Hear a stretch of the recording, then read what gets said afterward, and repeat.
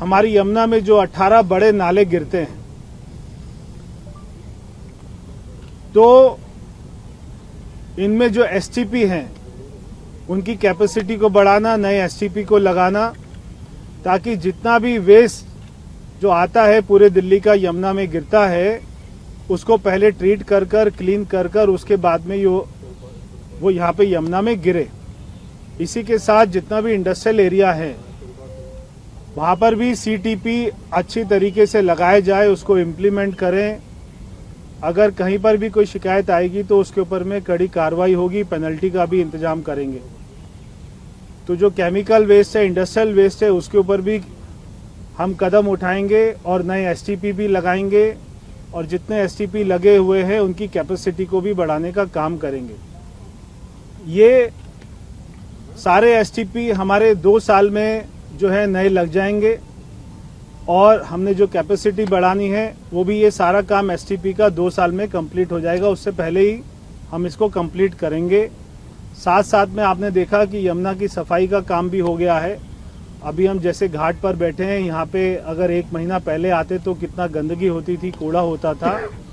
साथ में इसका भी काम हो गया है। डीडीए द्वारा यहाँ पे यमुना रिवर फ्रंट बने, ये भी काम शुरू हो गया है। सारी लैंड को ईयरमार्क हो गया, जितनी भी इंक्रोचमेंट्स है उनको भी हटाया जाएगा ताकि एक अच्छा सस्टेनेबल डेवलपमेंट हम यहाँ पर करें।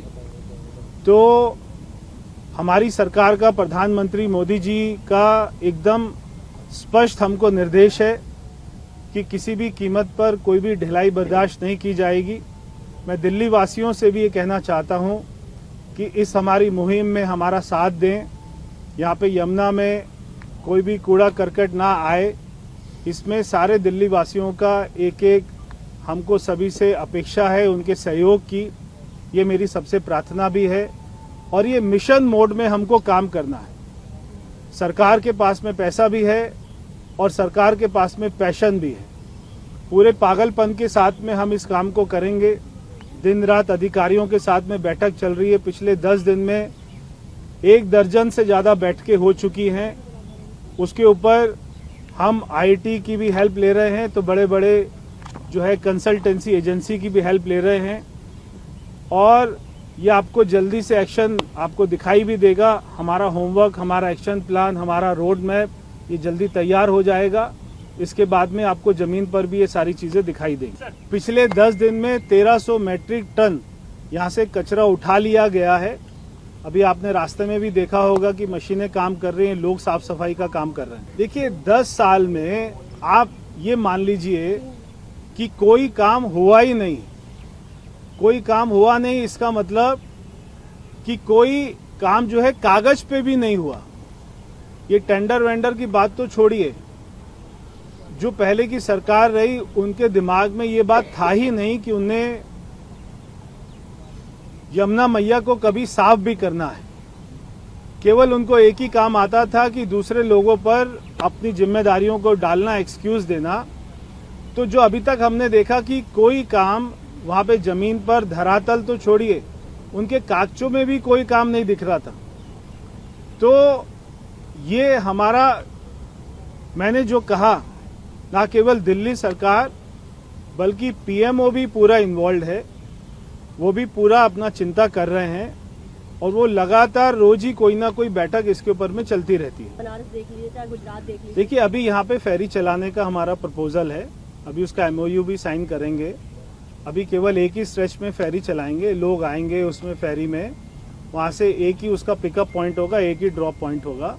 तो वहाँ के लोगों को, दिल्ली के लोगों को थोड़ा सा दिखाएंगे और वहाँ पे एक जो है फेरी में रेस्टोरेंट भी होगा।